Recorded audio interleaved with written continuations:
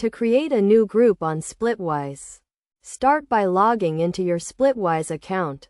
If you do not have an account, you can sign up for free. Once you are logged in, click on the Groups tab located at the top of the page. This will take you to a page where you can view all your existing groups and create new ones. Click on the New Group button to begin the process of creating a new group. You will be asked to enter a name for your group, which can be anything that describes the purpose of the group, such as roommates or friends. You can also add a description to provide more context about the group. Next, you will need to add members to your group. You can do this by entering the email addresses or names of the people you want to add. If the person you are trying to add is already a Splitwise user, they will receive an invitation to join the group.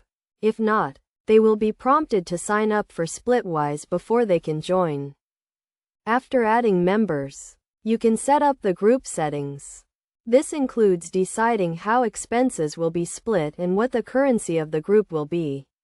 You can choose to split expenses equally among all members or customize the split based on individual percentages. Once you have set up your group, you can start adding expenses.